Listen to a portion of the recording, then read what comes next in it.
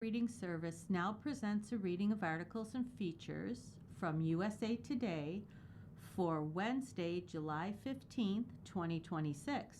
Your reader for this hour is Mary Gilmore. Our first article is going to be Graham's loss puts GOP to the test. Months before they are at risk of losing full control of Capitol Hill, congressional Republicans are dealing with a lot of problems. They have a slim majority in the Senate and an even slimmer one in the House of Representatives. They've been unable recently to pass key pieces of legislation to keep the government's wheels turning, and they're struggling to reconcile the conflicting demands of an often unpredictable but still dominant party leader in President Donald Trump. When it comes to handling those dynamics, one man has long been one of the problem solvers, Lindsey Graham. He liked to get in the middle of everything, Senator John Kennedy, Republican Louisiana, told the USA Today. That was until this weekend when Graham died unexpectedly after a trip overseas from a life-threatening condition caused by a tear in his aorta, the body's main artery. He was 71. The veteran South Carolina lawmaker's death, which stunned friends on Capitol Hill on both sides of the aisle, came at a crucial moment for congressional Republicans, especially in the Senate. With vanishingly little time to get much more done before the midterm elections, inter-party disagreements have paralyzed Trump's agenda in Congress. The feuds over a voter ID bill and border security legislation, among other things, have effectively frozen the floor agenda in the House, where GOP hardliners have become increasingly angry at more moderate Senate Republicans. Trump has turned on the Senate too, saying a handful of GOP lawmakers are getting in the way of his most important priorities. Graham had become an effective tool to smooth over those differences. He could appease both the MAGA crowd and Senate institutionalists. He had good working relationships with many Democrats. He also served in both chambers of Congress and could help resolve an enmity between members of the House and Senate. Perhaps most importantly, he was a consistent liaison between Trump, his close friend, and Capitol Hill. He was a terrific advocate on behalf of the Senate position, Senate Majority Leader John Thune said on CNN, understanding what the president wanted to accomplish, working with him in order to do that, but also being very clear about what is and isn't achievable in the Senate. His voice is going to be really missed in terms of the relationship that Senate Republicans have with the president and his team. From now till November, there's a lot on Congress's plate, including the president's latest request that Republicans pass more Pentagon funding as the Iran war drags on. Doing it all without Graham, the powerful budget chairman, won't be easy, Senator Roger Marshall, Republican Kansas, told USA Today. It does get more challenging, he said. Graham's death sets off jockeying in South Carolina. Graham's Senate seat won't be vacant for long. South Carolina's Governor Henry McMaster appointed Graham's sister, Darlene Graham Norden, to serve the remainder of his term until January 2027. The opening for the next term might create its own set of issues, though. A more permanent successor for Graham's 6-year term will be chosen by a special primary election in August. The same House Republicans from the Palmetto State, Representatives Nancy Mace, Ralph Norman, and Russell Fry among them could end up running. Pamela Evette, South Carolina's lieutenant governor, is also considered a strong contender for Graham's Senate seat. If the House lawmakers run, campaigning-related absences could dwindle House Speaker Mike Johnson's 2-vote margin. One South Carolina conservative, longtime Representative Joe Wilson, already fielded a call over the weekend from Trump urging him not to run for precisely that reason. I assured him my goal is to remain in the House to keep his 2-vote majority for the American people, Wilson wrote on social media.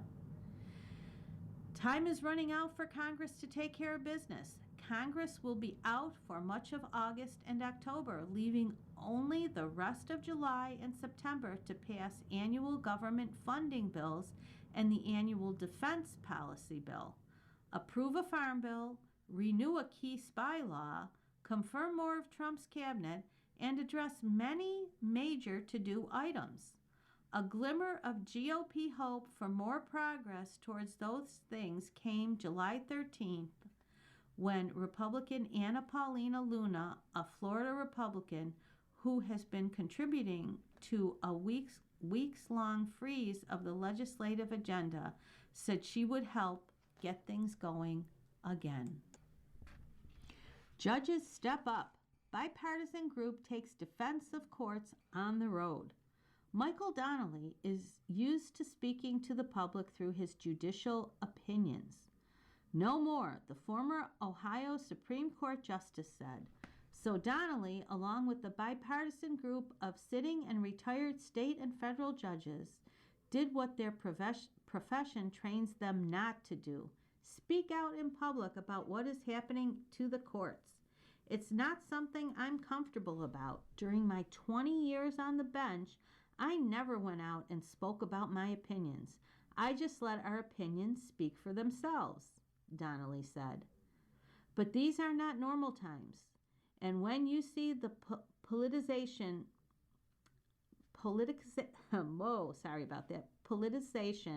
of the judiciary taking place and at the speed in which it is, I have no other choice than to get out and speak out about it. Traveling by bus, July 7th through the 10th, the group made a dozen stops across Pennsylvania, Ohio, and Michigan, speaking with elementary and high school students, lawyers, activists, and concerned citizens about the importance of an independent judiciary and the rule of law. Funded by nonpartisan pro-civic engagement groups, Democracy Rising Collaborative, and Keep Our Republic, the trip served as a test case for whether Americans are concerned about challenges to the judicial branch's power. The once quiet judges see a growing threat in a president who personally attacks jurists ruling against him. President Donald Trump has called Supreme Court justices he appointed disloyal and unpatriotic for not backing him. Meanwhile, members of Congress are increasingly accusing judges of making political rulings and threatening to remove those who don't issue decisions they like. In March, Supreme Court Chief Justice John Roberts warned in a rare rebuke that personal criticism of federal judges is dangerous.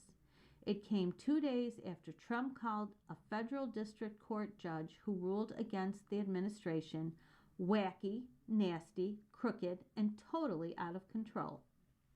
Personally directed hostility is dangerous, Roberts said, and it's got to stop. Roberts didn't single out Trump, insisting the attacks on judges are not from just any one political perspective. USA Today, which had an exclusive seat on the wood panel bus, spoke with the judges about the role Americans will play in the future of their democracy and why they think now is the time to speak out.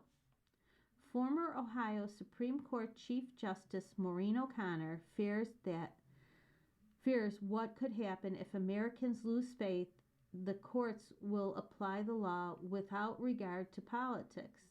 I'm sorry, I read that terribly. Former Ohio Supreme Court Chief Justice Maureen O'Connor fears what could happen if Americans lose faith the courts will apply the law without regard to politics, party, or social standing. A place to start, she said, is making sure people know their local judges and what their job is. You hear from the highest executive in the country that judges are political, that judges don't follow the law, that they make horrible decisions, O'Connor said.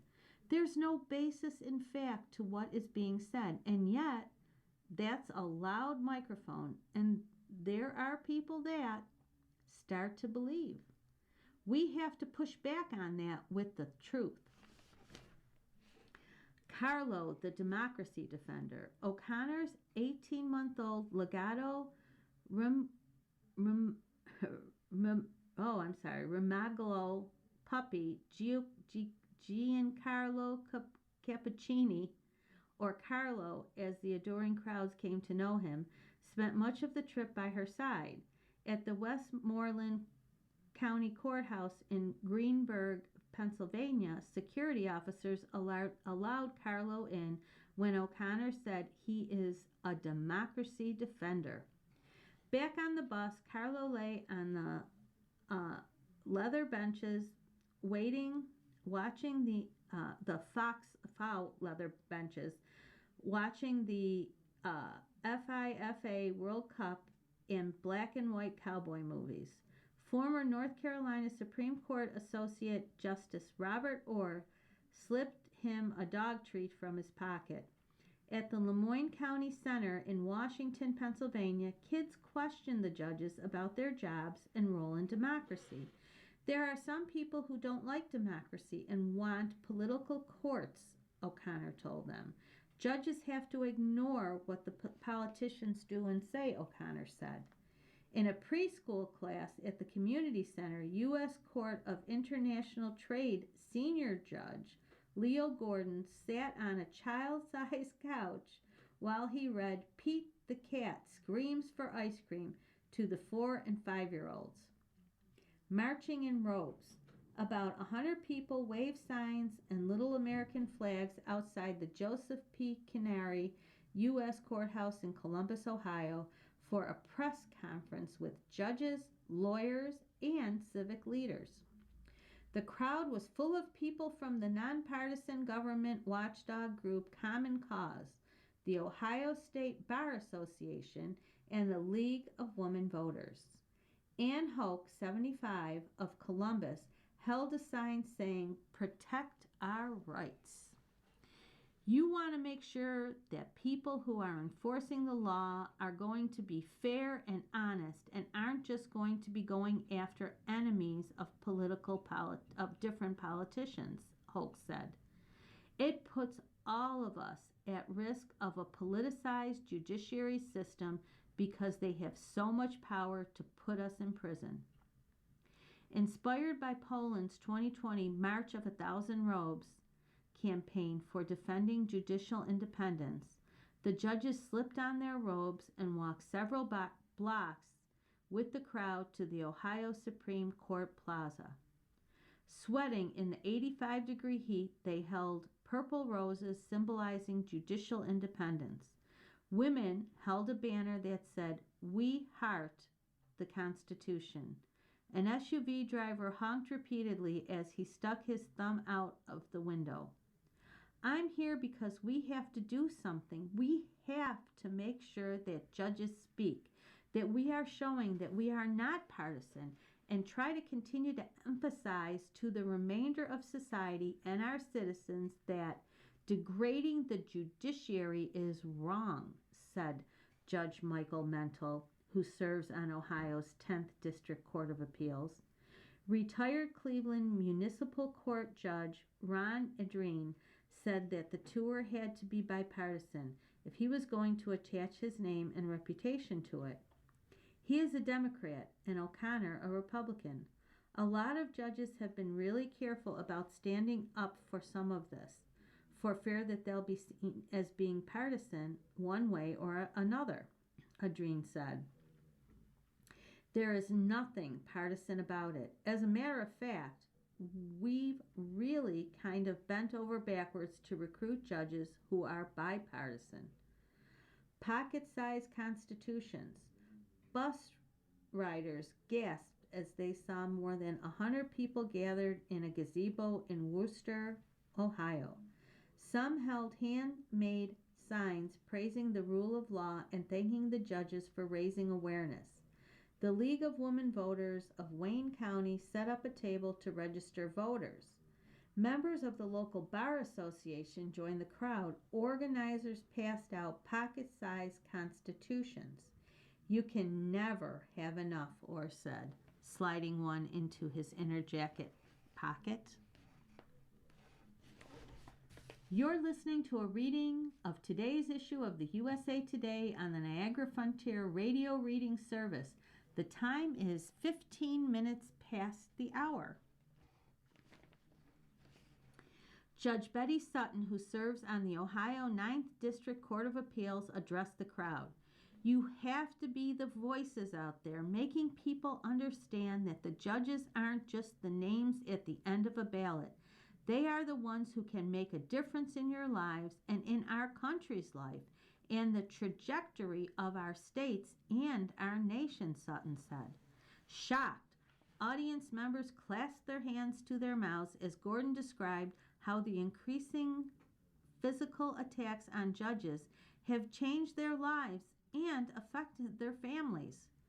As the judges waded in, some in the eager crowd wanted to talk about money and politics, the Supreme Court's most recent decisions, and the voter ID legislation the president wants Congress to pass. I see the courts as the guardrails for processes and policies and actions all across the board, local, state, and national governments, people in general. We're seeing these guardrails being not taken down, but slowly eroding, Barb Friedhoff, 66, of Worcester said. Donnelly, the former Ohio Supreme Court Justice, told the crowd the founders understood human nature and power when they created 3 equal branches of government. Citizens need to guard against efforts to diminish the power and authority of the judicial branch, he said. The Constitution will not defend itself. It never has, it never will. The rule of law will not defend itself. It never has and never will, he said. Democracy will not defend itself. It never has, it never will. He added, the threat to the rule of law is greater than at any point in my lifetime. Back on the bus, the judges marveled at the crowd size, questioning if they should focus on more small towns. The personal conversations that I've had with people are just absolutely moving and encouraging. It gives me a lot of encouragement to keep on doing things like this, O'Connor said. As the miles wore on, the retired justices talked about grandkids, judicial campaigns, and local politics, occasionally breaking into laughter. A dream leafed through a book before closing his eyes. Gordon, the only sitting judge who spent multiple days on the bus, pored over documents and sequestered himself with a laptop and a cell phone video call in a back corner. We need to humanize the Constitution, Orr said. These are not some hidden away figures making rulings that affect people's lives. These are women and men who are from our communities and who, for the most part, had long careers in law or the judiciary, and the vast majority are trying to do the right thing. Adopt a judge. High school students peppered the judges inside the Carl B. Stokes U.S. Courthouse in Cleveland. How does artificial intelligence change their job? How do they ensure diverse opinions among their clerks? How can sentences differ so much between judges? Gordon told the kids he writes opinions so carefully that sometimes he and clerks spend 15 minutes searching for the correct word. During a barbecue lunch at the Third Space Action Lab, judges were adopted by students and community members. Gordon described the lengthy process of being interviewed and selected to be appointed to a federal judgeship. It can be misleading, Gordon said, when the news media identifies which presidents appointed judges. For example, Gordon is a Democrat who was selected for his judgeship by President George W. Bush. After a stop at the Toledo Bakery, the bus smelled of donut icing.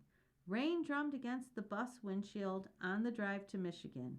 A few of the judges watched the Morocco-France World Cup game on their cell phones. The judges' trip ended on July 10th at the Grosse Pointe Public Library near Detroit, where some talked about the threats their families have faced. Michigan's 2nd District Court of Appeals Judge Chris Trailcock said after he was appointed, he warned his children about posting to social media or opening the door to strangers. All of us are people with families. We're also members of your community, he said.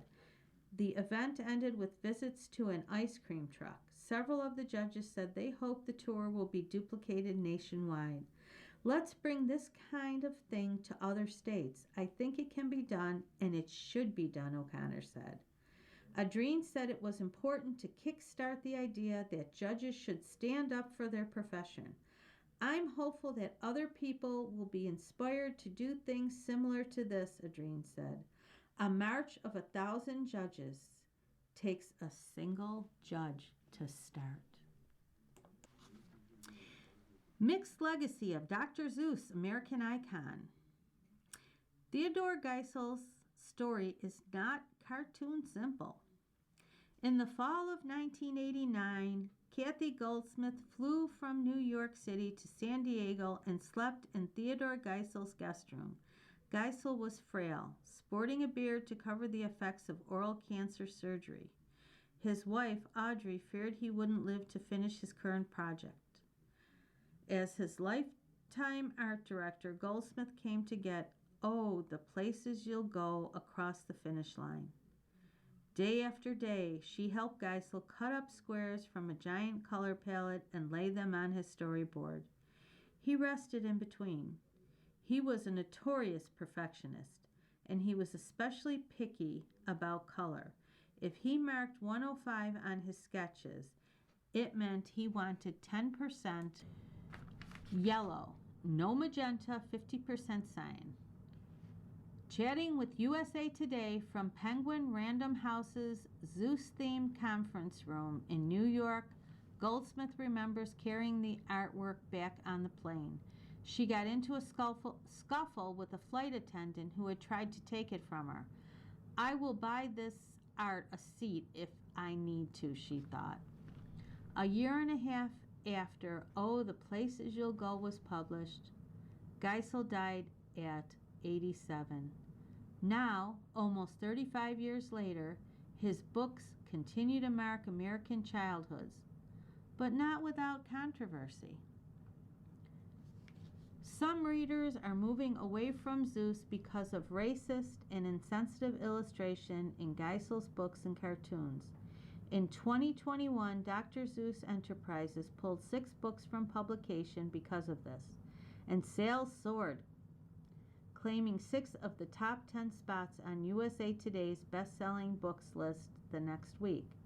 Now, a posthumously published book found in the Seuss archives, Sing the 50 United States, sold about 92,000 copies in its first 4 weeks on sale, according to Circana Bookscan. As America celebrates its 250th anniversary, we're looking back on the moments, figures, and media that are distinctly American. Geisel is one such figure, a man with a meteoric rise who revolutionized children's literature and danced across many sides of the political controversy.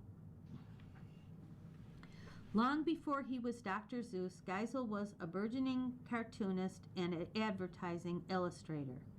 But everything changed after a 1954 Life magazine article that argued literacy rates were tanking because children were bored with Dick and Jane primers. Geisel had already published several books, including Horton Hears a Who and If I Ran the Zoo. A Houghton Mifflin editor charged Geisel to write an engaging book using only words from a vocabulary list for young learners. Geisel turned in The The Cat in the Hat. Geisel's zany, colorful stories became the antidote to boring children's books. Aside from their fun rhyming schemes and silly illustrations, Dr. Seuss books also prioritized life lessons on individuality, wonder, kindness, and equality. He wanted reading to be easy and fun for kids. He thought of himself first as an author and second as an illustrator, Goldsmith said. But with his art, Geisel was picky. He wasn't afraid to send finished printed copies back because the color wasn't right. Goldsmith recalls redesigning the cover of the Butter Battle book, only for Geisel to go back to his original. He wasn't confrontational. He wasn't mean. He didn't want to break your heart, Goldsmith said, but he liked his color.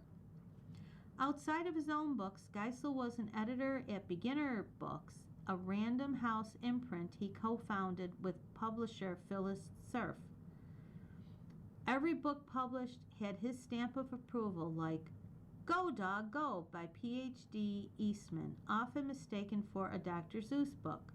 Goldsmith recalls strict rules for what could be in the art and in its text.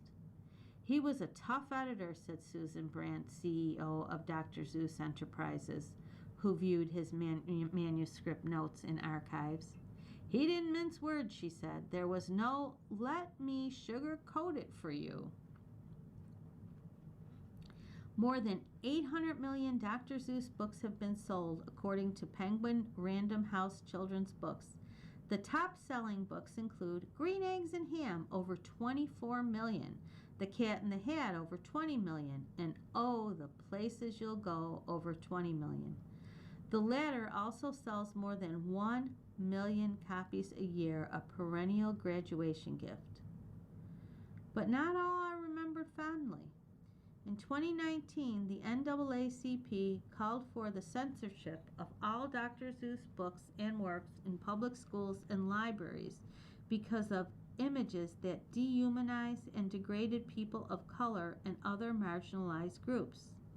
On Geisel's birthday in 2021, Dr. Seuss Enterprises announced it would cease publication and licensing of 6 books. And to think that I saw it on Mulberry Street. If I ran the zoo, McElliot's Pool, the Cat's Quizzer, On Beyond Zebra, and Scrambled Eggs Super. These books portray people in ways that are hurtful and wrong, the company said in a news release. The decision was controversial. The National Coalition Against Censorship, in a 2021 statement, said it was disturbed by the action and argued for criticizing texts over purging them. Others questioned why the books weren't revised like other children's books, quietly updated to remove racist content, including the Hardy Boys series and the Charlie and the Chocolate Factory. The Guardian reported in 2021. Even Seuss himself revised books in his lifetime, including Mulberry Street. Brandt said a panel of experts helped audit the books before pulling them. I don't think there's a wrong decision.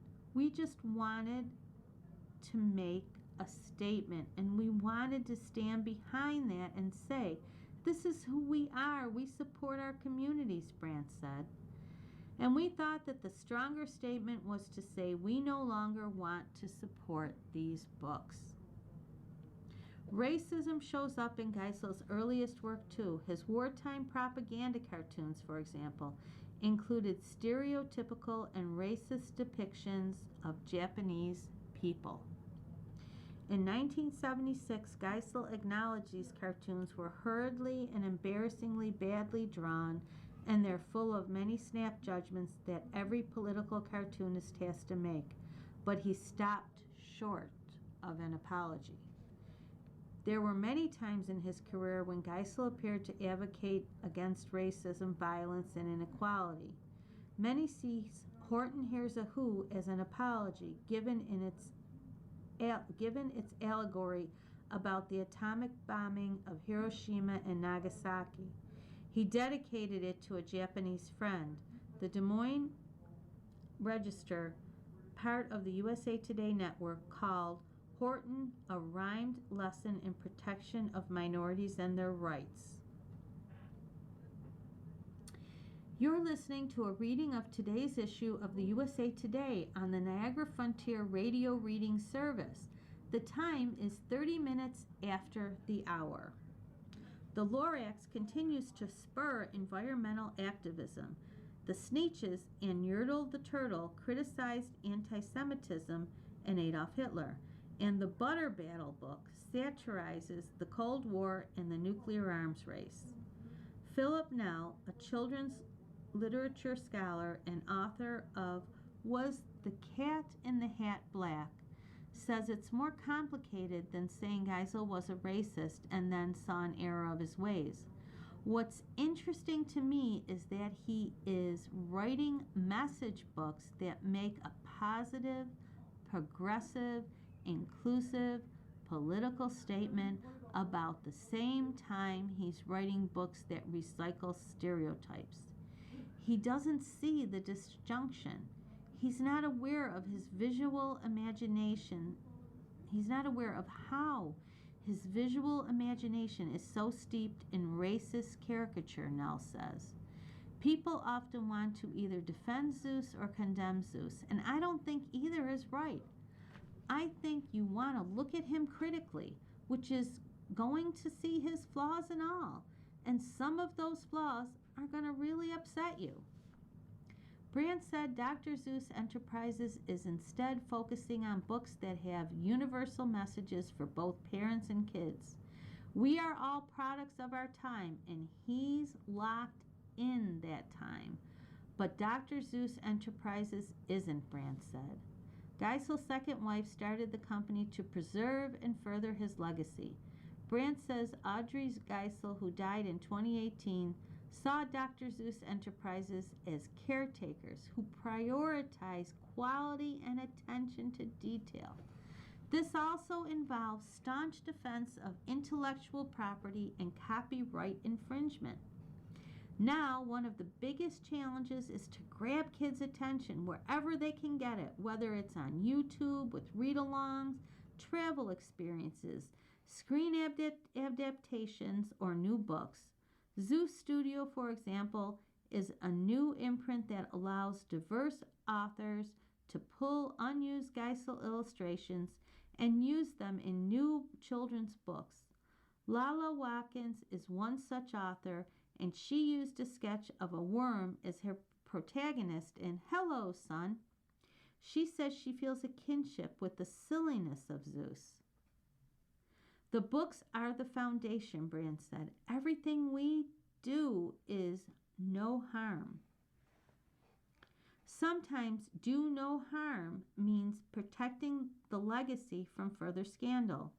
At the Dr. Seuss Archives at UC San Diego, Brandt and archivist Linda Corey Klossman ponder the whereabouts of a 1940s Narragansett bear tray featuring the chief Gansett character Geisel illustrated.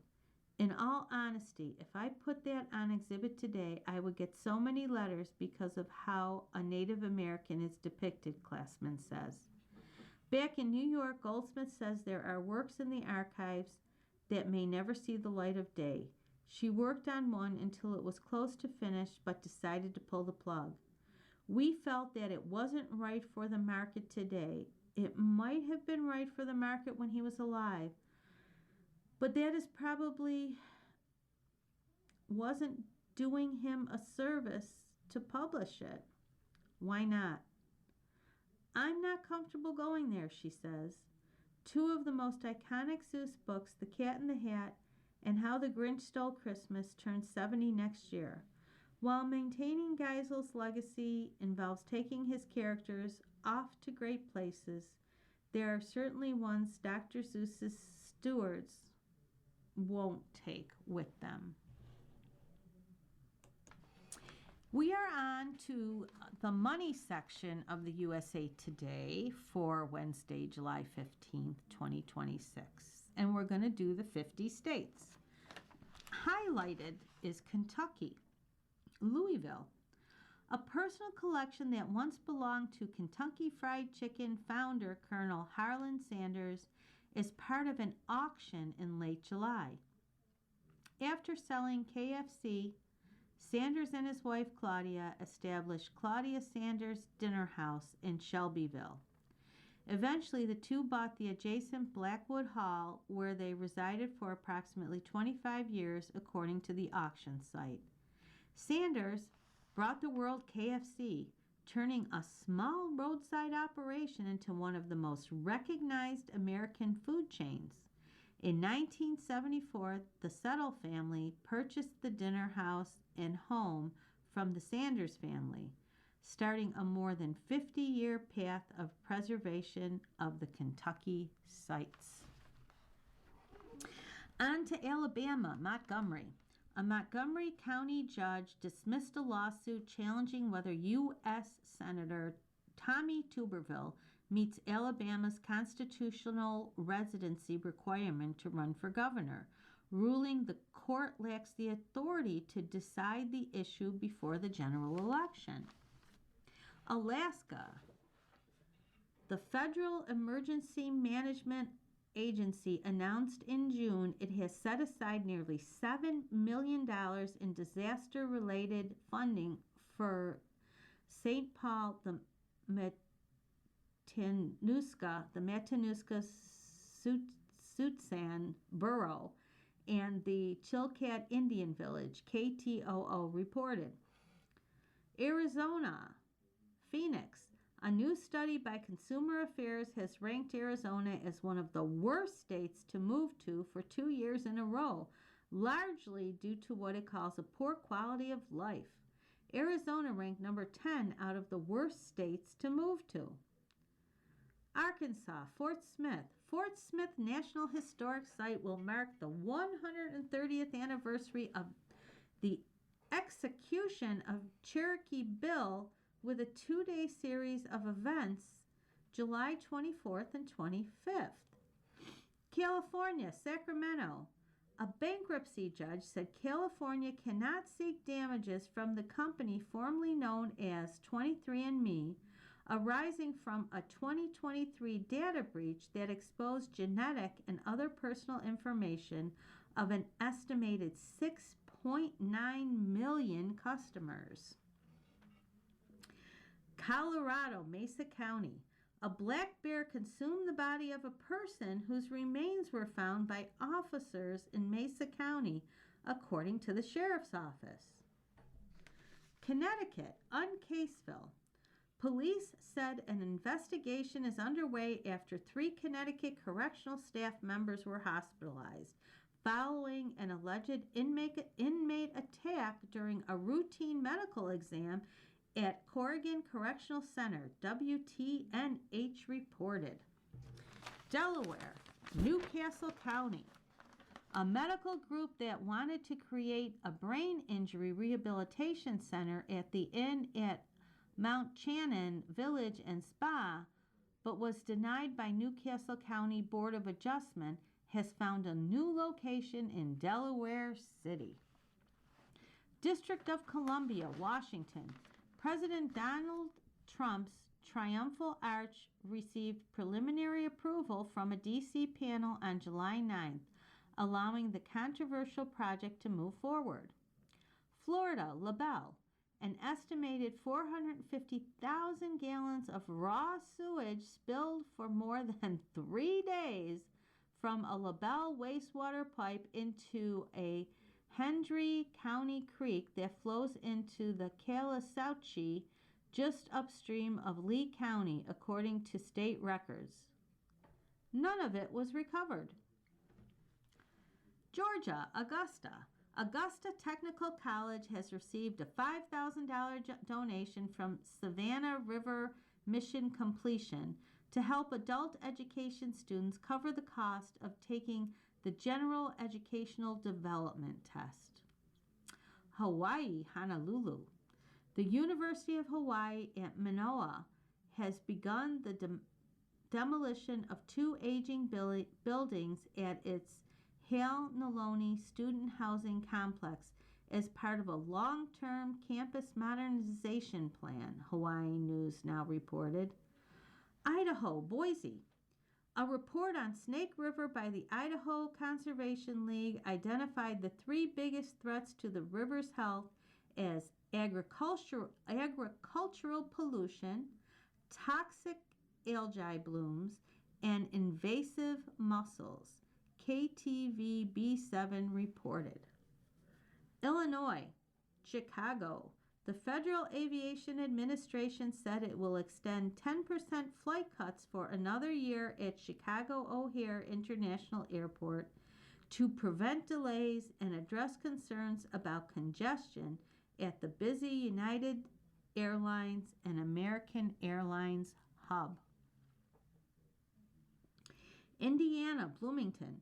Indiana University plans to spend $60 million to renovate the 752-bed Wilkie Quadrangle, a residence hall on the Bloomington campus. Iowa, Iowa City. Federal funding will account for nearly half of the money needed to replace the aging Burlington Street Bridge in Iowa City. The city was awarded a grant of more than $23 million to support the project, which is estimated to cost more than $50 million. Kansas, Topeka. The U.S. Justice Department said it had filed a proposed settlement with the owner and operator of the Keystone oil pipeline to resolve Clean Water Act violations related to a 2022 rupture in Kansas. Louisiana, Richland Parish. Meta said its data center in Richland Parish will expand to 5 gigawatts of compute capacity, with investment in the project increasing to more than $50 billion. Wow. Maine, Augusta. The Maine Supreme Judicial Court affirmed the Maine Secretary of State Shenna Bellows' decision to remove a question about transgender sports from the ballot this November because its campaign committee did not collect enough valid signatures, Maine Morning Star reported. Maryland, Ocean City. The Maryland Department of Natural Resources has officially recognized Cooper Clark of Ocean City as the new state record holder for false albacore in the Atlantic Division. Clark's 28.2-pound catch surpasses the previous record of 26 pounds that was set in July 2025. And it says for false albacore. I'm not sure what that is exactly. Massachusetts, Dennis. Following 7 months of human care, 10 once cold-stunned sea turtles returned to the comforting waters of Nantucket Sound. The New England Aquarium released the reptiles on July 8th from the West Dennis Beach, its second local release of the season, the aquarium announced in a press release. Michigan, Scandia. The narrow gauge train that was a major part of the former Tahquamenon Falls riverboat tours could roll again in a completely new area of the Upper Peninsula, thanks to a couple who plan to acquire the rolling stock as a promise to their late son.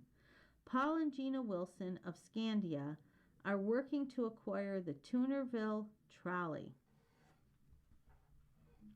Minnesota, St. Paul. Governor Tim Walz issued Executive Order 26-08 on July 12th, declaring a peacetime emergency and authorizing additional state assistance to support ongoing wildfire response efforts in northern Minnesota. Mississippi, Oxford. The Mississippi Department of Environmental Quality recently approved stormwater and air permits for the proposed Magnolia Materials hot asphalt plant in Oxford. You're listening to a reading of today's issue of the USA Today on the Niagara Frontier Radio Reading Service. The time is 45 minutes past the hour. Missouri, Lesterville. Flash flooding unleashed by torrential downpours from a wave of thunderstorms struck the Ozark Mountains in rural southeastern Missouri on July 10th, trapping hundreds of people in high water along the rain-swollen Black River, officials said. Montana, Great Falls. Janicki Industries broke ground on July 10th on an $800 million project to construct a manufacturing campus in Agri-Tech Park, KBZK reported. Nebraska, Weeping Water. Cass County residents are urging local officials to halt proposed data center development, citing concerns over long-term water consumption, loss of farmland, and impacts on natural resources, WOWT reported. Nevada, Las Vegas. A federal judge approved a settlement in which Boken Las Vegas, whose parent is led by Michelin star chef Thomas Keller, will pay $2 million to resolve a lawsuit accusing restaurant managers of sexually harassing female and male employees. New Hampshire, Exeter. The oldest retail store in downtown Exeter is closing after 106 years, run for a century by a single family across 3 generations. George and Philip's owner, Bert Friedman, announced on Facebook that he is closing the footwear and sporting goods store to retire. Friedman plans to remain open through the end of August. New Jersey, Roxbury. Just days after federal officials appeared to abandon plans to turn a local warehouse into an immigration detention center, the project is back on the table.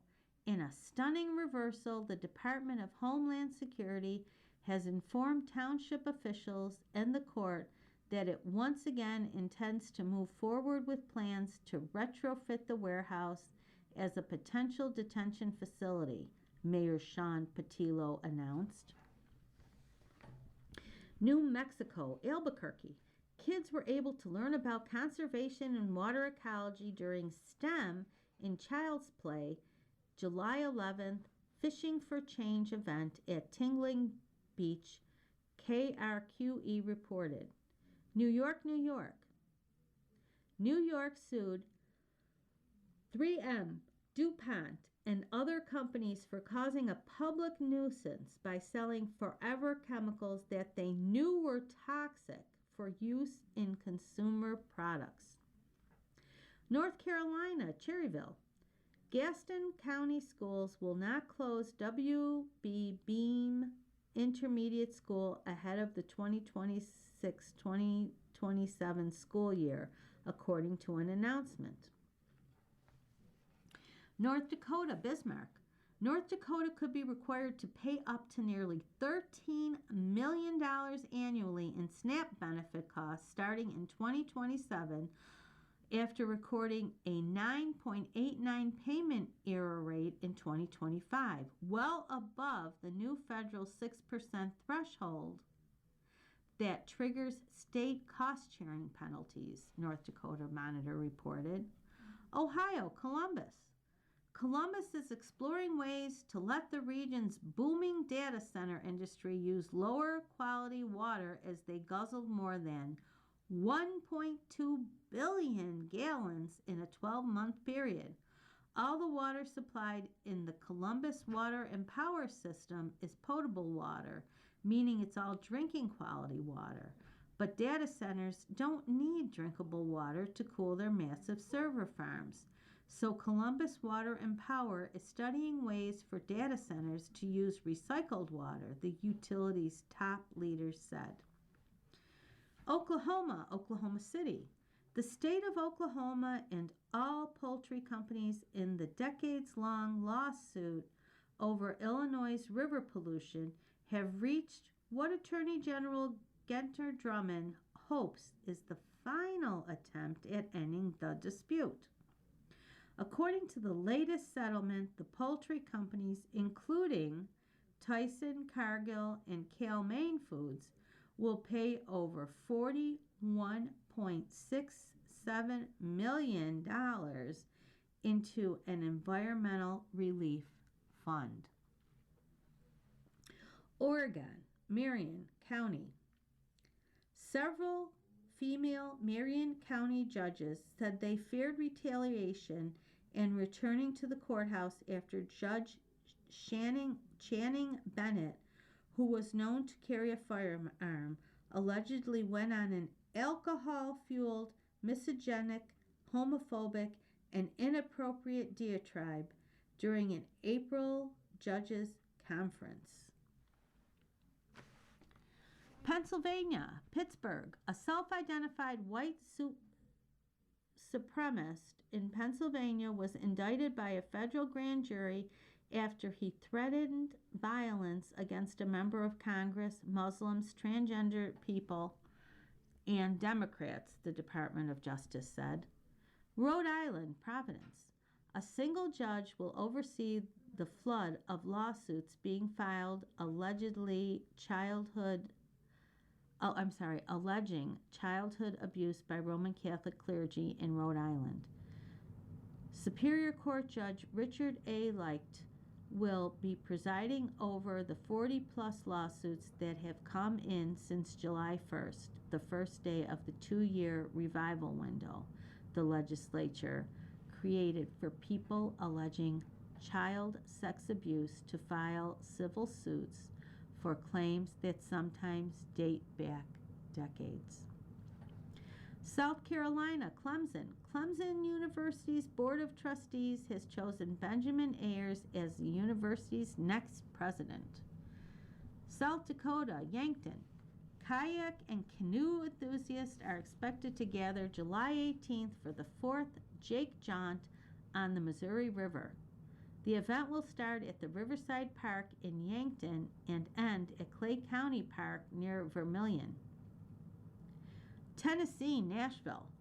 Gaylord Opryland Resort and Convention Center celebrated a major construction milestone in its $131 million expansion project. Ryman Hospitality Properties executives gathered to mark the topping off of the Nashville expansion vertical build, a tradition for large construction companies. Texas, Crockett County. Nearly halfway through July, Texas has reported just 4 new cases of the New World screwworm, compared with 31 in June. The U.S. Department of Agriculture confirmed July 12th a new detection of the parasitic fly in Crockett County, a county that accounts for 11 of 34 total cases in Texas. 2 more July cases were reported in Crockett County, making it the county with the most cases in the country and the state. The 4th case in July was reported in Brewster County. Utah, Salt Lake City. President Donald Trump signed orders that slash the size of 2 national monuments in Utah by more than 90% to allow for grazing, motorized recreation, logging, and other resource development. The proclamations reduced the Bears Ears National Monument to 121,100 acres from 1.36 million acres, and the Grand Staircase Escalante National Monument to 181,500 acres from 1.87 million acres. Vermont, Pittsford. Vermont law enforcement agencies are expanding efforts to identify cannabis-impaired drivers as new training programs aim to address safety on the nation's roads, or on the state's roads. The Vermont Police Academy received funding to support this work, according to a community announcement, as officials respond to rising crash data and evolving attitudes around cannabis use. Virginia, Hopewell. A former ethanol plant in Hopewell could soon be the home of the city's first ever data center. Volterra Advisors, a Maryland-based technology consulting firm, said that a case study it conducted with the city and the property owners found that the site at the old Green Plains plant could be conducive for a small data center. Washington, Seattle. Washington State Parks leaders are weighing a difficult decision on how to maintain or redevelop Lake Island Marine State Park, a storied island park mere miles from downtown Seattle, Washington, State Standard reported. West Virginia, Morgantown. The West Virginia Department of Education's Veterans Education and Training Program has designated YVU Medicine Center for Nursing Education as a Purple Star facility for its efforts to support veterans and military families pursuing nursing and healthcare careers, WDTV reported. Wisconsin, Madison. Wisconsin is one of the best states to move to in 2026, according to a new Consumer Affairs report. Wisconsin ranked 16th best in the country, but Wisconsin's 2026 ranking is 7 spots lower than in 2025. Wyoming, Jackson Hole. An elderly Yellowstone Park tourist was caught on video running from and being flung high into the air on July 10th by an angry bison. He was hospitalized with serious injuries. You're listening to a reading of articles and features from USA Today for Wednesday, July 15th, 2026 on the Niagara Frontier Radio Reading Service. We'll return for more readings after this short break. Your reader for this hour has been Mary Gilmore. Thank you. Hello, listeners. Your Niagara Frontier Radio Reading Service would like to thank everyone who supported Summer Bash 2026. Our largest fundraiser of the year was an opportunity to celebrate the amazing team of 160 volunteers who produce all of Radio Reading's programming, and it was very important toward continuing our mission of serving you, our listeners. If you weren't able to join us, there's another important way to support Radio Reading's free 24/7 programming on air and online. It's Give 716. Give 716 is an online fundraiser sponsored by the Buffalo Bills and Buffalo Sabres Foundations. The unique thing about Give 716 is all the prizes and matching grants available. You'll find a complete list on our Facebook page, but here's what I suggest to make your donation go farther. Mark your calendar for Thursday, July 16th from 8 p.m. to 11:59 p.m. If you make any size donation to Radio Reading on Thursday, July 16th from 8 p.m. to 11:59 p.m., we'll automatically enter you in a drawing for a pair of Buffalo Bison's tickets, redeemable for a Tuesday through Thursday home game before August 31st. If you donate $50 or more, you'll also receive your choice of a Buffalo Bills, Sabres, or Bandits pendant and a chance to win an even grander golden ticket one-of-a-kind experience from the Bills and Sabres, like tickets, private tours, and autographed team merchandise. You can go to give716.org anytime before July 17th to make a donation to Radio Reading. Make a donation on Thursday, July 16th from 8 p.m. to 11:59 p.m. to win the extra prizes. That website again is give716.org. Search for your Niagara Frontier Radio Reading Service and make a very important donation supporting our future. That's give716.org, and thank you very much.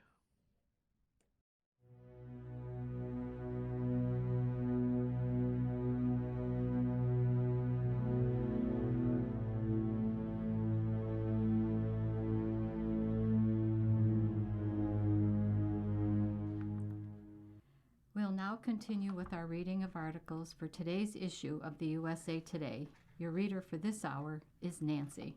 This is the sports section.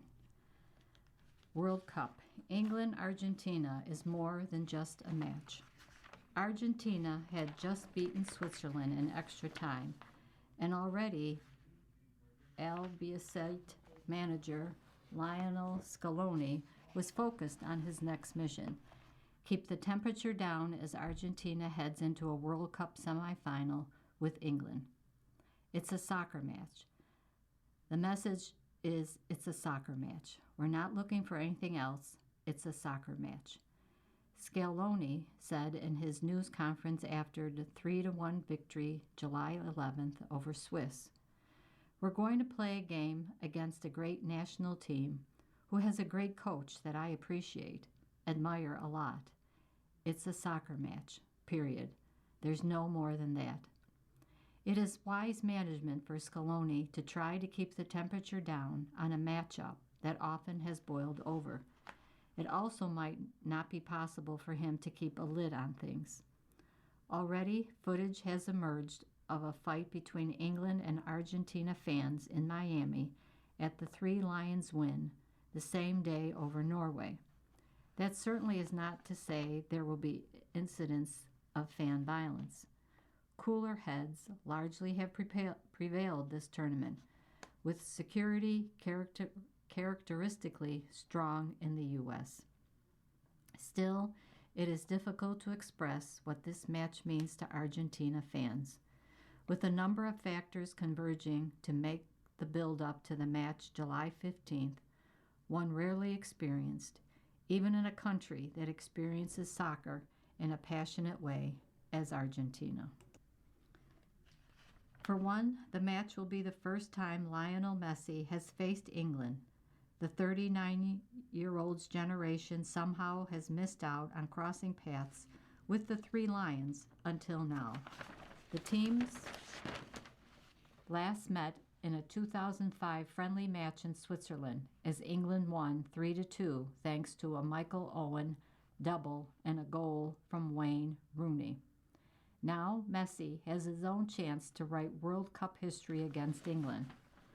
Honestly, it's special. It's a special game because it's my first time I've played against everyone except England. And it's special because it's a great national team, a power, Messi said after the win over Switzerland. It's always nice to play against teams like that, in this style of game, plus at a semifinal of a World Cup.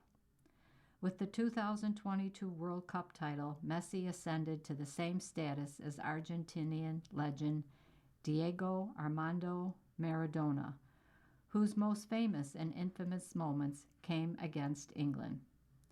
At Estadio Azteca in Mexico City in 1986, Maradona scored a double to put Argentina past England 2-1. One of the goals, everyone agrees, was one of the best goals ever scored, the goal of the century, according to an online poll FIFA conducted in 2002. The other, almost everyone agrees, shouldn't have counted, and almost certainly wouldn't win in the VAR, video assistant referee, era. Maradona finished his opener past England goalkeeper Peter Shilton with his hand, later quipping that some of the contact was from his head and the rest was from the hand of God, giving that goal its moniker. Even aside from the 1986 Classic, Argentina meeting England in the World Cup rarely ends up a low-key occasion. The last meeting came in 2002 when David Beckham converted from the penalty shot. That goal was enough to push England through to a group round win and perhaps atone for the eras of 1998. 4 years earlier in France, Beckham was sent off kicking out at Diego Simone early in the second half of what had been a back-and-forth game.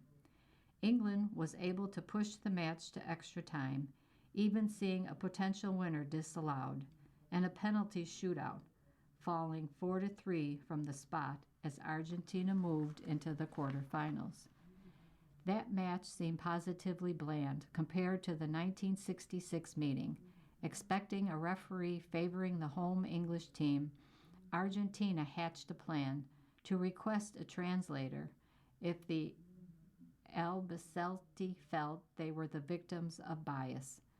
After a first half caution, Captain Antonio Ratin began to speak with the referee. The official tried to send him off, but Ratin, who died this week at the age of 89, indicated he didn't understand. After finally leaving the field, he sat on a carpet he believed was reserved for the Queen, then tore a fan's flag on the way out. After that game, England manager Alf Ramsey said the Argentine players were animals. That comment and match, combined with England's win over Argentina in the 1962 World Cup, set the foundation for the bad feelings on the field, many of which still linger. What is the Falkland Islands Malvinas conflict, and how does it echo in soccer? Much of the animosity, however, has little to do with soccer. The Falkland Islands, or the Malvinas by their Argentine name, is an archipelago off the coast of Argentina, but one that operates as a British overseas territory. With their sovereignty in dispute, and with Argentina's military dictatorship changing leadership, the junta looked to strike a decisive blow in 1982 with an invasion of the territory. The British response was to send both naval fleets and conduct air attacks, killing more than 600 troops and eventually leading to an Argentine surrender after more than 2 months of undeclared conflict. The military skirmish is one for the history books in most places, but it is still felt deeply in Argentina. A number of the songs Argentina fans sing and write reference the heroes of the Malvinas, and even when the team is not playing, there often will be a song in which the fans bounce and sing, "The person who isn't jumping is English." While the area has operated under British control since the end of the conflict, Argentina still claims the territory. With the matchup looming, Argentine reporters look to get context from the Argentine players about how much of the conflict will be in the back of their minds when suiting up against England. Obviously, in the 4 lines and out, it's a matchup that has a lot of history. It has a lot of pain and a lot of things behind it. Argentina forward Jose Manuel Flaco Lopez said after being asked specifically about what the semifinal meant in the context of being from a city affected by the Malvinas conflict. "I think we're professionals. We'll play it like we play every game, until the last section, as we showed today, giving our life. Obviously, it's a special game, a semifinal of a World Cup, a match that personally I have teammates who, since we started to kick a ball, we've dreamed of playing. We don't need more motivation than that. I'm happy to make up part of this great group. It'll be a great game." Other players stuck more closely to the line espoused by their manager, though they're telling the TV cameras immediately after the Switzerland match that it would be just a game of soccer.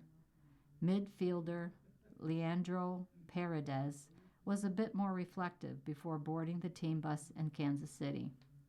"It's definitely going to be difficult. For us, it's a dream to meet this national team," Paredes said.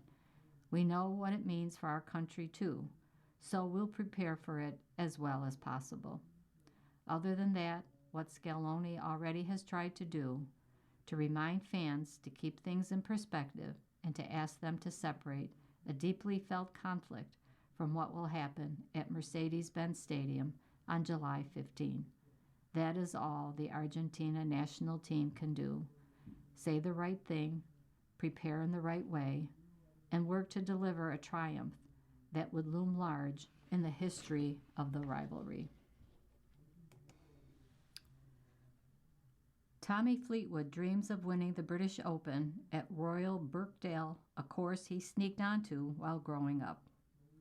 The tale of Tommy Fleetwood sneaking on the course along the fifth hole as a kid at famed Royal Birkdale is the stuff of legend, but he wants to set the record straight on one thing. I did it once or twice. It wasn't like every day, he said July 13th during a press conference ahead of the 154th British Open. Speaking previously on the subject, he added, "If you live 5 minutes away, you're going to try to get on when you can. I might have bunked on and hit the odd shot, but that was about as far as it goes. Yeah, it's very cool. It was a course I would have crept on now and again. The fifth was the place that used to be a lot more open, and it's got fences and bushes there now, so that's gone. My dad now walks the dog. You start to the right of the 18th green, and you can walk all the way around past 17 at the back of 16th green. Eventually you get to Hillside, and it's all one long walk. It's a very cool walk." Fleetwood, 35, continues his quest to win that elusive first major championship just down the road from where he grew up. He learned the game at nearby Formby Hall, where he once won the club championship to get his name on the board, where he remains a member to this day and is home to a Tommy Fleetwood Academy. It's where he met Ian Finnis, who worked in the pro shop and would become his best friend and caddy since 2016. Fleetwood also joined Hillside Golf Club, another famed neighboring course to Royal Birkdale, as a member when he turned pro. There's even a back tee built on a dune at the 17th hole about a decade ago, named Tommy's Tee. He's beloved seemingly wherever he goes, but none more so than at home, where his face is plastered on signs, on light posts and billboards, and there's even a new mural painted in the town. I've always been very lucky with support like all around the world, but then to see people sort of very much like emotionally invested in you and showing things like that, I think it's very special. It definitely doesn't go unnoticed by me." Fleetwood attended his first Open at Birkdale in 1998 when he was 7 years old. He failed, but not for lack of effort, to secure an autograph of Tiger Woods, but spoke fondly of getting minutes of time with Colin Montgomery and attending a clinic held by then U.S. Open champion Lee Janzen. It was a week that fueled his desire to become a pro. Fleetwood nearly qualified a decade later at age 17, but lost 3-2 in the final of the 2008 British Amateur at Turnberry to Dutchman Reiner Saxton. "Upsetting," said Fleetwood of being denied a home Open appearance, and he sulked at home rather than watch the pros play for the Claret Jug. In 2017, he got off to a sluggish start, but rallied to make the cut and finished tied for 27. Having won the Tour Championship and FedEx Cup last season to finally end the questions of when will he win on the PGA Tour, Fleetwood now is facing the inevitable questions about winning a major. He'd take any of the four, but if he had his druthers, it would be the Open. "It's my dream, and it always will be," he said. At number 9 in the official world golf ranking, he enters his home Open in fine form, though he did miss the cut at the Genesis Scottish Open last week, and he's in the midst of his prime with a chance to win a home Open, something no Englishman has done since 1969.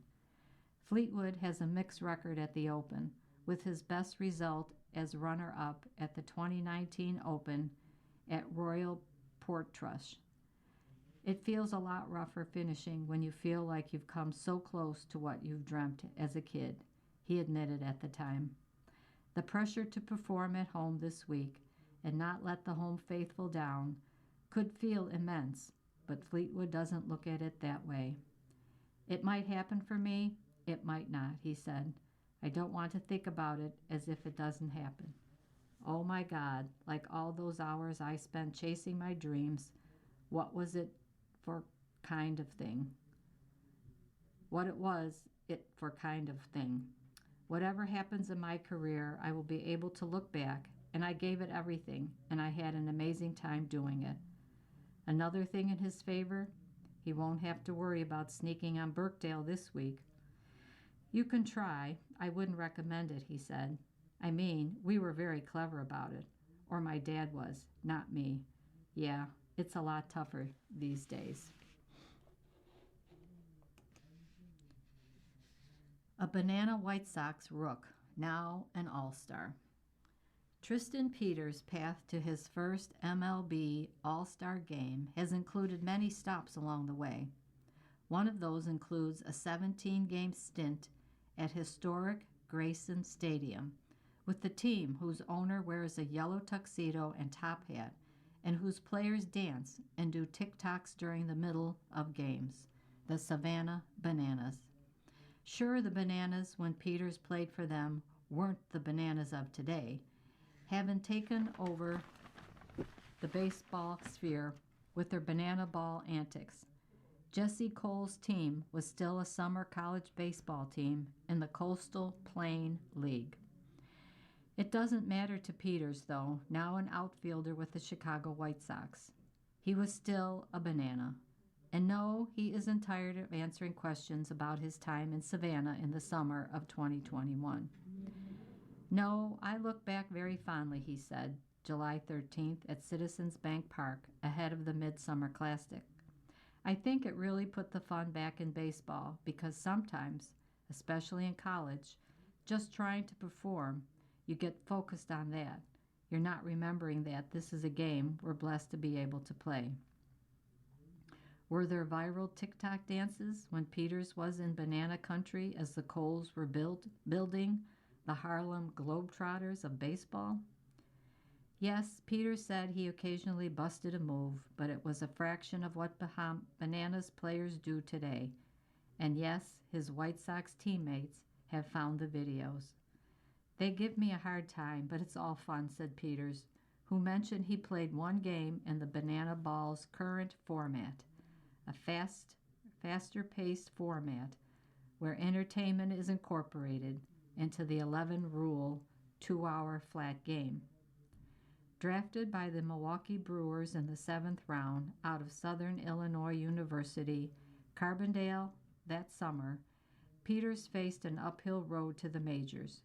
He was traded twice within a span of a few months in 2022. First from Milwaukee to the San Francisco Giants, then from the Giants to the Tampa Bay Rays, where he made his major league debut last season.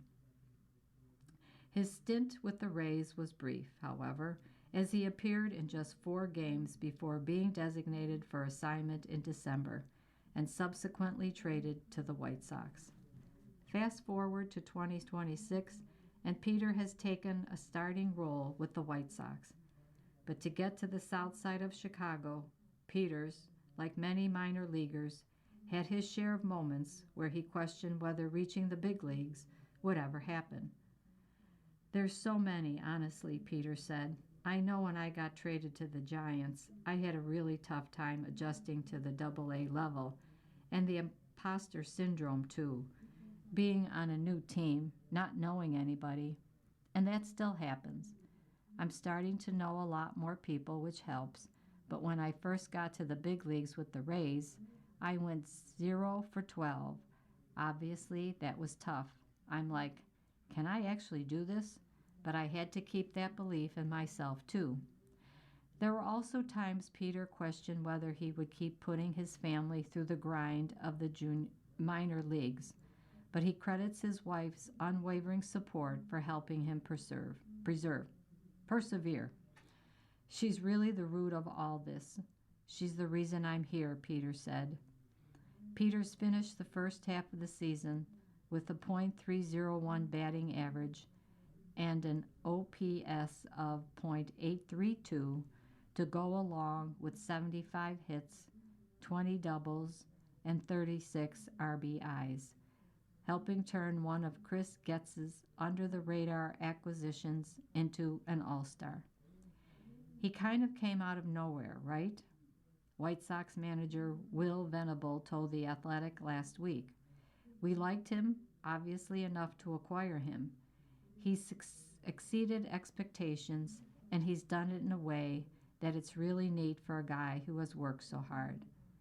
So, was there a moment that Peters knew, once he made the big league club out of spring training, this type of season could happen back in April or May? Not necessarily. Think, just knowing my role as a player, Peters said. Then I slowly adjusted to big league pitching, and that's a constant adjustment to be made, too, because they are pitching to you differently every day. He earned his first All-Star Game selection fewer than 24 hours after recording the third cycle this season in baseball, and the first by a White Sox hitter since Jose Abreu on September 9, 2017, against the Giants. The Canadian native replaced Athletics first baseman Nick Kurtz, who was injured, on the American League roster. He was set to rent an Airbnb an hour away from Chicago with his wife and their baby, who was born during spring training, for a few days before he received that news. We were just going to chill at a lake house, let our dog run around, and maybe rent a boat or something like that, Peter said. Just chill. But an unexpected trip to Philadelphia for the All-Star Game, where he'll come off the bench for the American League, is a pretty good reason to put that lake house on hold. This is awesome, Peter said. It's really a highlight of my career already. To be a rookie here, I'm truly honored. Argentina national team bonds over asados, smoked meat plus time together and practice. Matias Mana is the video analyst for the Argentina national soccer team. So the message he sent about an Albacete tradition carries even more weight coming from him. An asado is better than 20 video sessions, Mana said last year in an interview with Argentine newspaper Pagina 12. A former tactics blogger in love with the X's and O's of soccer, the Lionel Scaloni assistant still recognizes the importance of the human side of the game.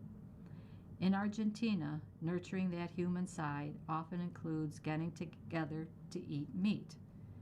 Argentina has a tradition of enjoying an asado after every win, which requires a lot of beef and some chicken, which goalkeeper Emi Dibu Martinez jokingly branded like cows in a video he posted to social media. Chef Diego Icovone has 500 kilograms, more than 1,100 pounds, of meat imported from Argentina at his disposal. As it is tradition in Argentina, the various parts of the cow can offer make up a huge part of the discussion. Today we have sausage, chicken, steak, vacío, ribeye, and Anto is going to throw on a skirt steak. Icovone tells Martinez in the video, referencing Chef Antonia Farias, Provolita, an appetizer of grilled provolone cheese with spices, also is on offer. Far more important than the different cuts of meat, however, are the moments shared while the meat is cooking and while the team is enjoying. The goal of the asado is about the ritual of preparation and the time spent waiting for cooking to finish. In those moments, conversation often goes beyond the surface level and gets far deeper. Of course, it's also about eating delicious food coming off the grill. In his social media video, Martinez joked about the nutritionists not being wise to the array of meats being prepared the afternoon of June 30th. But, as Mana notes, The potential drawback of going a bit off the strict meal plan has thus far been outweighed by the intangible benefits of coming together as a group to celebrate, as the team did for Lionel Messi's 39th birthday and does for other occasions while they are together in the long training camp. It's not the same being in an office as being on the field of play, Mana said in that interview when he underlined the importance of the asado. The eye of a manager isn't just tactical. It's a very specialized life. You have to have a wide view to select players. The art of managing is the art of aligning players. Some players may get more out of the asado than others. That's why players have jumped into specific roles, not totally unlike what they're asked to do on the field. Lautaro Martinez picks the music, shown in a video posted by the colorful Argentine Football Association. Comandante Claudio Tapia's video, holding his phone up to the speaker. Scaloni is given the honor of doing a taste test. A younger player prepares the mate, the tea sipped from a gourd with a special straw that is constantly fed hot water. With the team continuing to excel on the field and get closer to pushing Messi to a storybook end to his Argentina career, there are increasing efforts to relish these moments that may forever mark their careers and lives. I'm honestly very happy for him for the form he's showing. 6 goals in 3 matches. Giovanni Lo Celso said of Messi after Argentina's 3-1 win over Jordan to close out the group stage. I just take away how he's enjoying it. Those of us behind him, ultimately we push him, but seeing him in the day-to-day gets you excited, and it's contagious. Seeing him like that for us is very important. Those of us who are behind him push and contribute wherever we need to. After long stretches between group stage matches and an agonizing wait for the match against Cape Verde that saw the Albiceleste travel to Miami a day earlier than it had for previous matches, the time for food and fellowship between matches will get shorter as matches come quicker and quicker. But Chef Iakovone will take the event right to make sure players don't suffer adverse effects on the field.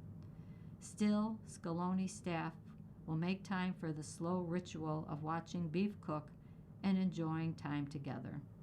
The goal is to keep winning, to stay around, and to push the beef reserves to the limit. Tapia gladly will buy more if it means another trip to the final, or even one more barbecue to celebrate a successful title defense. After miscut, Scheffler is set to defend Claret Jug. It had been so long since Scottie Scheffler missed the cut on the PGA Tour that the World Cup hadn't even started yet. That would be the 2022 World Cup in Qatar, not the one being held at the moment in the USA. But the unthinkable happened as the world #1 proved that he's human, missing the cut at last week's Genesis Scottish Open, his first time doing so in 78 starts on the PGA Tour, dating to the 2022 FedEx St. Jude Championship.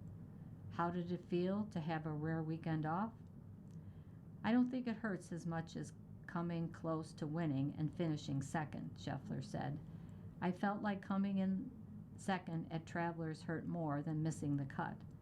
But missing the cut is significantly more frustrating, is how I would describe it. Scheffler noted that one of his friends on the tour jotted out a long text with all the possible options of things he could do, having missed the cut, from practicing at the range to going to the gym or heading straight to the next tournament. Scheffler said his friend held off sending the text, probably too soon, but told him about it.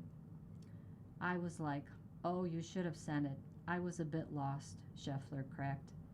In fact, Scheffler did go to the gym on Saturday and then headed for Royal Birkdale, a strip of England's largest and most dramatic sand dunes and site of this week's 154th British Open, where he is the defending champion. He proceeded to play 18 holes on Sunday in front of several hundred curious spectators, who were delighted to be able to see the most dominant golfer since Tiger Woods in the flesh rather than on TV. Now the question is, was last week a blip on the radar, or is there reason for concern that Scheffler is off his game?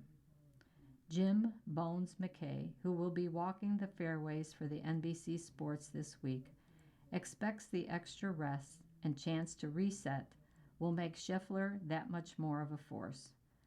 I expect the fact that he did miss the cut this week to light something of a fuse that much more underneath him, McKay said during a media conference call last week.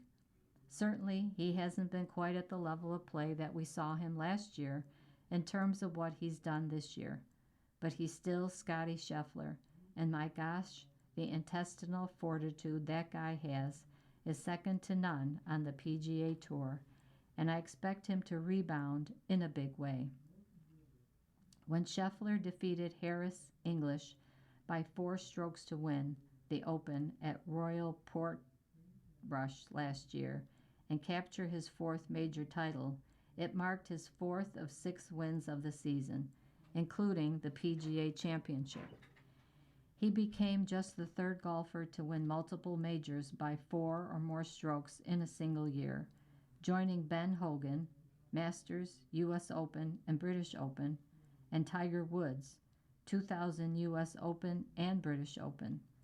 This season, he won the American Express in his season debut, but is winless in his last 13 starts. If you look at a football team that's made it really far each year in the NFL, it's really hard to continue to do that each and every year, Scheffler explained. I feel like I'm at a point in the season where we played a lot of golf. I've played a lot of high-level golf for a few years now. Later in the season, I think sometimes you get a little bit more tired. Scheffler isn't exactly mired in a slump.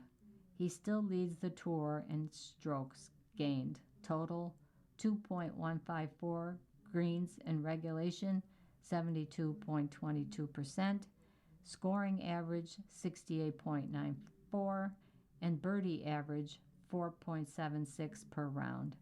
This marks the 200th week that he stood as world number 1. He is the bar that we're all trying to get to, world number 2 Rory McIlroy said. In a historical context, you could argue that there's only maybe 2 or 3 players in the history of the game that have been on the run like the one that Scottie's been on. So how does Scheffler put last week behind him to mount a successful title defense and retention of the Claret Jug and title of Champion Golfer of the Year? Only 4 players have defended the Open during the last 60 years. Lee Trevino, 1972, Tom Watson, 1983, Tiger Woods, 2006, and Padraig Harrington, 2008. Duncan Simpson, director of the Tivens Center, Dartmouth's research and programming hub dedicated to student well-being, leadership, and performance, said that after a setback, athletes face 2 opponents. The course and the story they're telling themselves, Simpson said. The players who contend at majors are usually the ones who refuse to let last week become this week's mental opponent. He continued, major championships don't necessarily identify the player with the highest ceiling. They expose the player with the highest emotional stability. Over 4 days, everyone experienced doubt, frustration, and momentum swings. The winner is often the athlete whose internal state fluctuates the least while everything around them does. something Scheffler has done exceptionally well to get him to the point he's at now. At his Tuesday press conference, Scheffler sounded like a man who has convinced himself that missing a cut before the final major of the season was actually a good thing, or as he put it, it wasn't the worst thing in the world. You're listening to a reading of today's issue of USA Today on the Niagara Frontier Radio Reading Service. The time is 43 minutes after the hour. Comfort viewing, this is the life section. Comfort viewing offers a respite. Shows can help lighten the doom and gloom. If you're looking for a break from stress, trauma, and chaos, you might not have found escape on TV in recent months. While breaking news seems relentless in its tragedy and terror, many of the most popular and talked about TV shows of 2026 so far have been dark and stormy in their own right. HBO Max's The Pit, which just received 25 Emmy nominations, tells the story of an understaffed and overburdened emergency room where patients die all the time. Game of Thrones spin-off House of the Dragon on HBO is a story of a brutal civil war, not just within the country, but within a family. Paramount Plus's Dutton Ranch is an exercise in Western-tinged soapy tension. Even reality TV hits such as Love Island USA are not exactly easy watching, with constant contestant drama, fights, and off-screen controversies. For the segment of viewers looking for something a little more casual, a little more chill, and a little more comforting, who are sick of rewatching old episodes of The Office, a slate of breezy TV shows have recently premiered, ready to offer escapism and relief from the high-paced, high-stress modern world.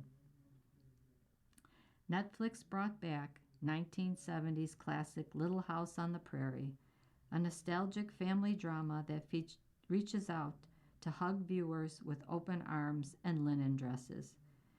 Peacock's 5-star weekend turns trauma into beautiful coastal views and pajama dance parties. HBO's A Night of the Seven Kingdoms turns the war-torn world of Thrones into a quirky comedy.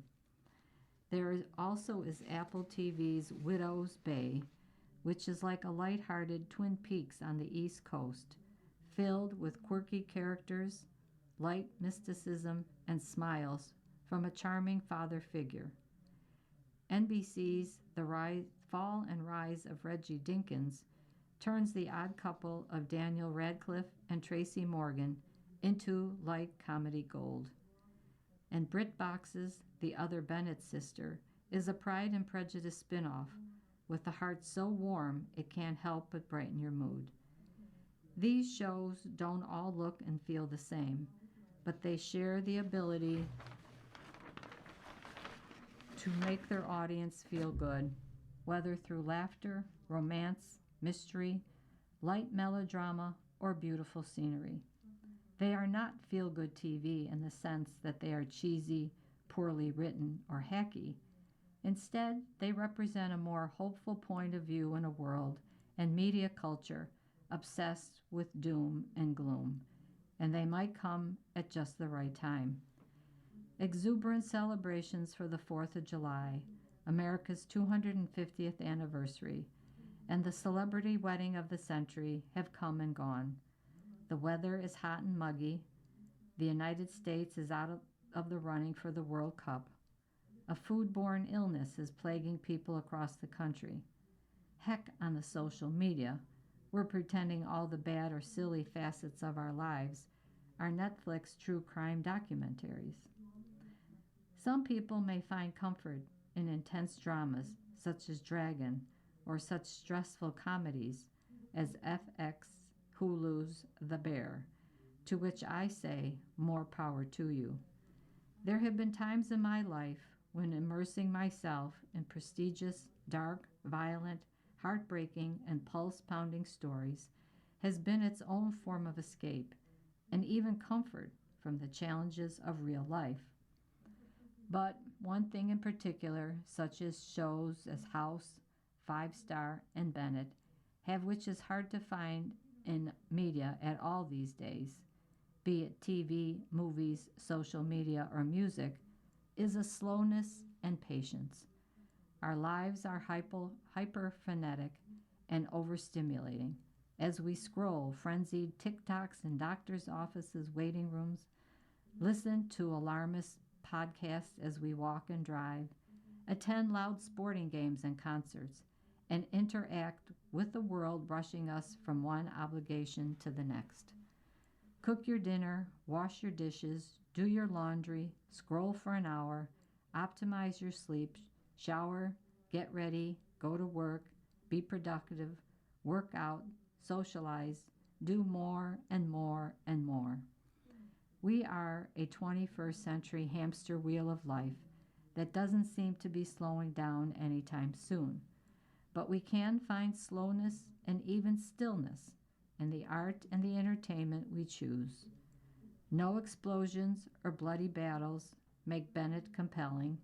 It is a quiet beauty that lets our senses relax and hopefully our minds too. There will always be a place for bombastic, somber, and gripping TV. But I, for one, am grateful that Hollywood has also recognized the value in the other end of the sensory spectrum. Sometimes you just want to curl up on the prairie with a campfire, a harmonica, and the quiet stillness of hopes and dreams for company. Ride or die, co-stars roll away from comfort zones. Octavia Spencer and Hadda Waddingham barreled past their comfort zones for Ride or Die. The actors portray two best friends who fight for their lives by springing from moving trains and eluding enemy and high-speed car chases in Amazon Prime Video's new series, all 8 episodes premiering July 15th. I don't quite know how I got through it without killing myself, Waddingham, 51, tells USA Today with a laugh. Besides Spencer, 56, Waddingham got a taste for the action comedy genre in the 2024 film The Fall Guy, playing villainous producer Gail Meyer. I've done my own stunts in terms of being up in a helicopter and spinning around and punching Ryan Gosling in the face, Waddingham says, but for Ride or Die, she trained in combat, gunplay, and weapons throughout the 6 months of production. I could never have dreamt that I would be able to learn and discipline myself to go to that stage, she says. Ride or Die follows Waddingham and Spencer's characters as they face the challenge of reinventing themselves after the tectonic plates of their lives shift. Debbie, Spencer, devoted her entire life to her family and husband's career, with hopes that David, Jamie Parker, would be appointed Prime Minister. She's shocked when he asks for a divorce, and her world is further rocked when she learns that her longtime confidant, Judy Waddingham, is an assassin. Meanwhile, Judith's agency dismisses her as a woman of a certain age, insisting she'll become unpredictable and difficult as she gets older. As a result, Judith feels the job that she sacrificed so much for is slipping through her steady on the trigger fingers.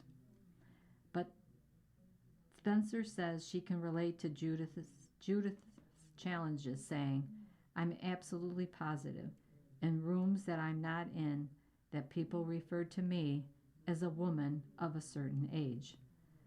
But despite that, she doesn't let it bother her. Because you know what, Spencer says? As a woman of a certain age, I know I have life experiences that sort of color the stages of life that I'm in and the confidence we carry. We just carry ourselves in a different way. We know that we're great at what we do. We know that we're still vital and viable, Spencer adds. And redefining that in this show is exciting because sometimes we forget. Waddingham is in full agreement, knowing that women of a certain age also can be described as vital, feisty, present, loving, all these things.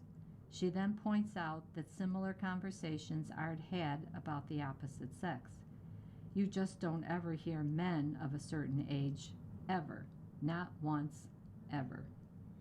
While working on Ride or Die and performing choreography dreamed up by stunt coordinator Jan Petrina, Spencer realized how often her career makes her feel uneasy and why she loves that feeling. I discovered that there really isn't a comfort zone and that every job is a new one, she says, noting that she's always not comfortable at the beginning of a new project, but settles in time. I realized that on this job, she says, I was like, wow, I'm not comfortable and I'm learning this character. And that's good. You want to be challenged. I think we don't grow as humans if we don't challenge ourselves, and we certainly don't grow as artists if we don't challenge ourselves. Waddingham emphasizes the significance of her co-star's candid confession. It's really important to say things like that, she said. You're listening to an Oscar winner talking, saying that she's never comfortable in any job. That's so great to be that transparent and go. I haven't got all of my stuff together. Neither have I. I feel like an imposter on every set I'm on. The Ted Lasso star continues. I feel like someone's going to go. I thought she was better than that. That's awkward, but you kind of have to go in with that. Who would want to be so arrogant as to think you've got it down all the time? I don't think that's healthy for anyone. Hildebrand meets Hollywood halfway with 5-star weekend adaptation. With more than 30 books, many of them bestsellers, it's easy to imagine that Hollywood would have been knocking on Ellen Hildebrand's door for years, eager to adapt her stories into movies and TV shows. Nope, it wasn't until The Perfect Couple, her 21st novel, that one of her works finally made it to the screen. With the megawatt cast of Nicole Kidman, Liev Schreiber, Megan Fahey, Dakota Fanning, and Eve Hewson, it racked up an impressive Nielsen ratings. Now the 5-star weekend has arrived on Peacock. Adapted from Hildebrand's 2023 novel, it follows Hollis, a best-selling cookbook author and food influencer, as she gathers her friends for an overly planned and sometimes awkward girls' weekend. The cast again is stacked, with Jennifer Gardner, Gemma Chan, Chloe Savini, Regina Hall, and Darcy Carden. Hildebrand, 56, doesn't envision actors as her characters while she's writing. You just never know what's going to happen, she says. But when Gardner's name came up during show development, it felt like kismet. Partially because of her fake cooking show, and partially because she's just the world's greatest human, Hildebrand tells USA Today, and when the deal was official, I screamed, obviously. Gardner also is an executive producer on the series. She leads by examples. She's so thoughtful and intentional and inclusive and generous of spirit. She's everything you think she is from watching her, Hildebrand says. And I love it when there's somebody that's in the cast that's taking charge of everybody. The Queen of the Beach Read is unsentimental about how her books are modified for the screen. In some recent adaptations of other books, there has been brouhaha, and that's different. People get upset, she says. People were upset about The Perfect Couple. What happened with The Perfect Couple is that Netflix wanted a 6-episode murder mystery. There are really great love stories in The Perfect Couple, but those did not really get much airtime because that's not what Netflix wanted. Hildebrand is cleared. She has no issue with that. I'm a person who fully believes in the word adaptation, she says. You have to change a book to make it compelling TV. People can go and read the book, and I hope they do, but the show needs to move at its own pace so that every episode keeps you wanting more. With 5-Star Weekend, she gave showrunner Becca Brunster carte blanche to make the best television. It's much more important for me to have a really good show that's different from the book than have something that sticks to the book and is a mediocre show. Her one non-negotiable? Nantucket. The only thing I was concerned about was Nantucket. I wanted to make sure that Nantucket was done authentically and correctly, she says. Her protectiveness of the island stretches back years, in part because Nantucket saved her in a way during a difficult time in her life. After 3 summers living there, Hildebrand traveled to Iowa Writers' Workshop at the University of Iowa in Iowa City and was surrounded by cornfields and pig farms and silos and not a body of water in sight. She had recently married, but her husband was back in Nantucket. I was miserable, she says. She took advantage of the free therapy at the university. I would go every week and cry, and my therapist said, I think you should start writing about Nantucket. I was like, you're right, it is special, and I'm going to write about it. That ultimately became her first novel, The Beach Club. If the critiques at Iowa were hard to endure, nobody liked my work, Hildebrand never doubted she would be successful as an author. I had a lot of encouragement from a very young age, she says. When she was in 2nd grade, teachers spotted her talent. Every kid got an award, and my award at age 7 was the Top Author Award. And I'm like, yes, I am an author. I knew it. Her parents were also extremely supportive, and she recalls one moment from her teen years. I worked in my dad's law office over the summer, and we got on the elevator with one of his colleagues, and the colleague turned to me and he said, so, you want to be a lawyer? And my father was like, oh no, she's far too talented to be a lawyer. She's going to be a writer. Hildebrand's father tragically died when she was 16 in a plane crash. And while grief is a theme in many of her books, she channeled her memories into 5-Star Weekend. Hollis's husband dies, and her daughter Caroline must deal with the death of her father. I lost my dad when I was 16, so Caroline was really easy for me to write. There is a line where she says to Hollis, you can get another husband. I'm never going to have another dad. I think I said that exact line to my mom, Hildebrand recalls. I can remember feeling like I have lost somebody irreplaceable. Her fans who call themselves Hildebabes may be grieving a bit because Hildebrand officially has retired from writing more Nantucket-based novels. The very intentionally titled Swan Song in 2024 was her last. She'll still write. Her 2nd book with daughter Shelby is due this fall, but she was deliberate in announcing her retirement. I wanted to prepare my readers because they are so loyal and devoted that the Nantucket summer books are coming to an end, she says.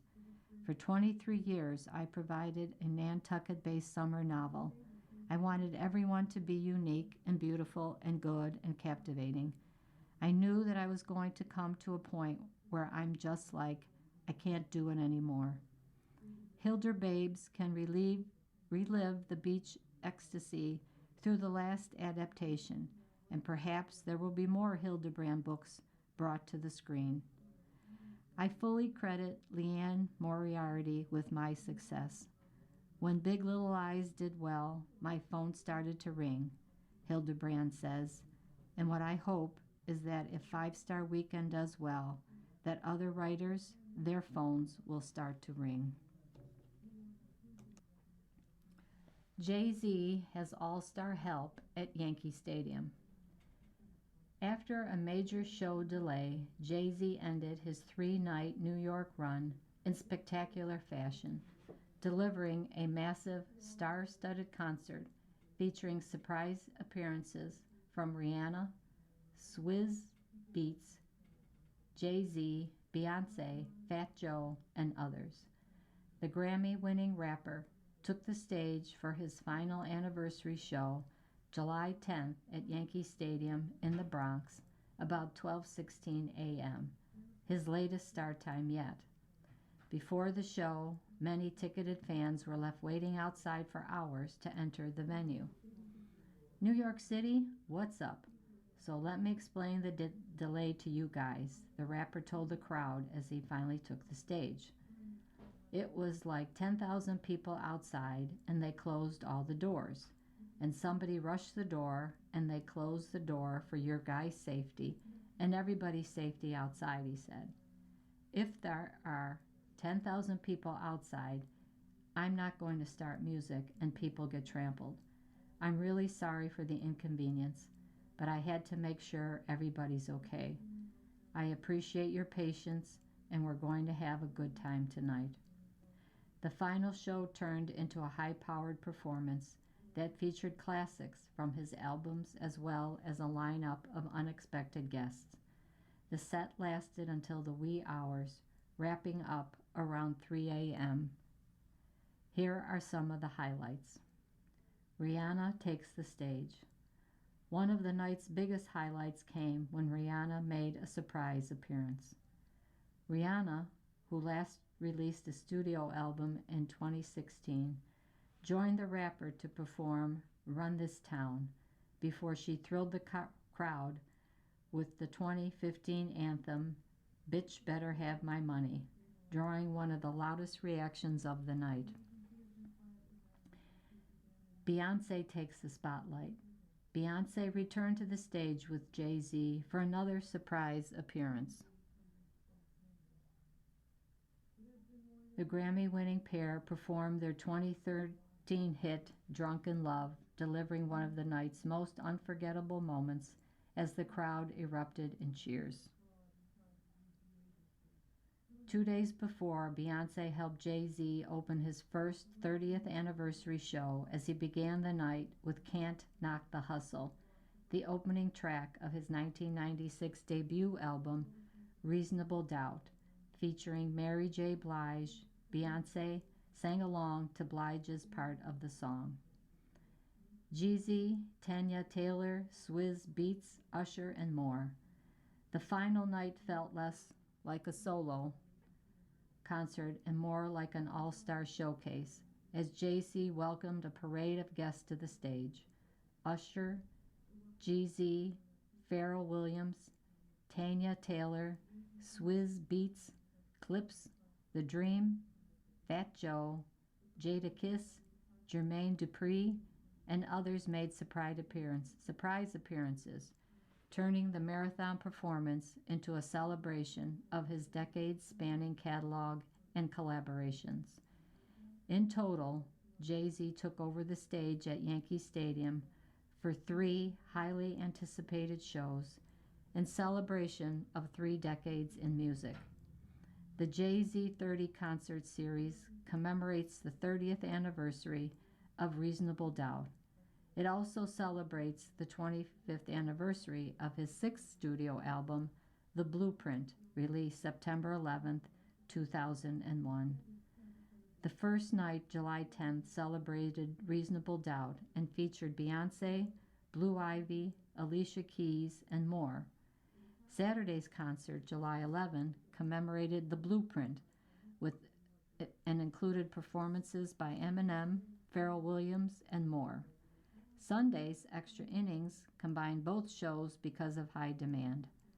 This fall, the Rock Nation founder will bring his Jay-Z 30 concert series to Los Angeles, October 23rd, and Paris, September 10th.